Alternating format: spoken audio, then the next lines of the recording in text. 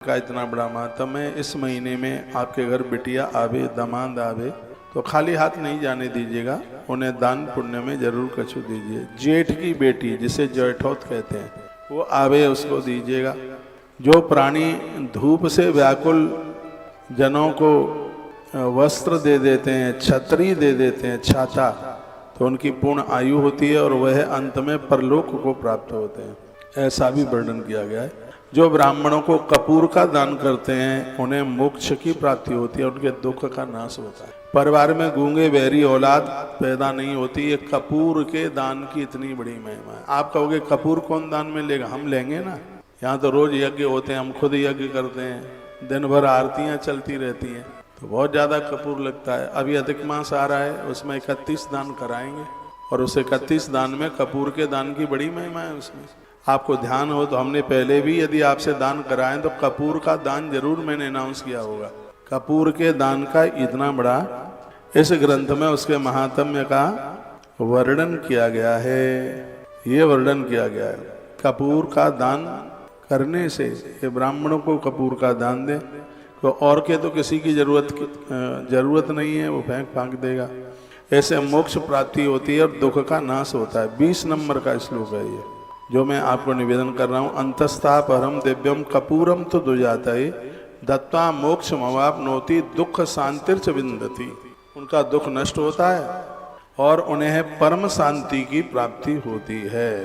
जो ब्राह्मणों को कुमकुम का दान करते हैं, मंदिरों में कुमकुम, कुमकुम जानते हैं, रोली चंदन, इसके दान की भारी महिमा है। आगे के लिए ध्यान रखिए, अभी बैसाख में आप कर सकते हैं, अधिक मास में जरूर करना।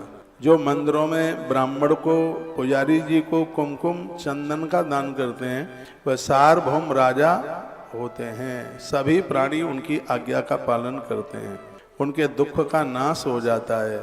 पुत्र तथा पौत्रों से युक्त होकर सभी भोगों को भोगता हुआ अंत में वह जीव मोक्ष को प्राप्त होता है। ऐसा वर्णन है। जिसकी त्वचा में हड्डी में संताप है, दर्द है, जिसकी हड्डी दुखती है, उसे चंदन का दान तत्काल इस कष्ट को दूर कर देता है। ये आप लिख लीजिएगा। जिसकी हड्डियों में दर्द है, बहुत दिक्कत परेशानी है, चंदन का दान तत्काल उस कष्ट को दूर कर देता है। लिखा है जो कोई चंदन का दान करता है वह तीनों तापों से दूर होकर अंत में मोक्ष को प्राप्त होता है। इसमें कोई संशय वाली बात नहीं है। चंदनम महत पुण्यम सर्वपाप प्रणाशनम आपदाम अपहर्तारम लक्ष्मी तिष्ठत सर्वदा। उसके घर में धन का वास होता है। मेरा फेवरेट दान है चंदन का दान। कभी चकला खरीदो बाजार से, चंदन की लकड़ी खरीदो, आसपास मंदिर है वहाँ दान में दे दो। कहीं यज्ञ वगैरह होता है वहाँ चंदन की लकड़ियाँ दान में दे दो। कोई गर्भिणी नारी है, असली ओरिजिनल चंदन थोड़ा सा टुकड़ा उसको दान में दे दो, क्योंकि चंदन का पानी पीने से गर्भिणी नारी के उदर में संतान विकलांग नहीं होती, टेढ़ी मेढ़ी नहीं होती। ये चंदन के पानी का इतना बड़ा प्रभाव है। तो इस बैसाख मास में चंदन के दान का, अधिक मास में, कार्तिक मास में चंदन दान की बहुत बड़ी महिमा का वर्णन किया गया है। ये सभी संतापों को, तापों को दूर कर देता है। जो कोई जल में भीगी हुई खसखस और कुसा का दान करते हैं, हे राजन, वह प्राणी भोगों को प्राप्त होते हैं, उनके संपूर्ण पाप ताप संताप समाप्त हो जाते हैं। जो बैसाख के महीने में गोरोचन और कस्तूरी का दान करते हैं वह तीनों दुखों से छूट करके परम मोक्ष को प्राप्त होते हैं।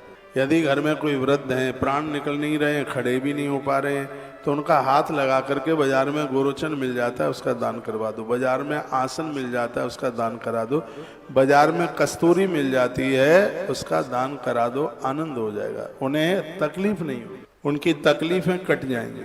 क्या अद्भुत जानकारी। ये मैं स्कंद पुराण से बैसाख महात्म्य में आपको सुना रहा हूँ, इसलिए मैं ग्रंथ का नाम बता रहा हूँ, कोई कंफ्यूज ना हो।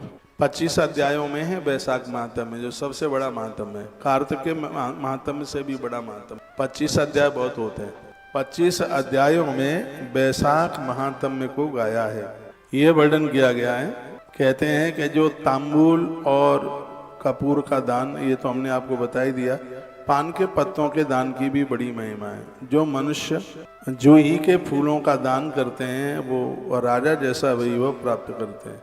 जो बैसाख के महीने में मल्लिका और केतकी के फूलों का दान करते हैं वह माधव भगवान की आज्ञा से अंत में मोक्ष को प्राप्त होते हैं।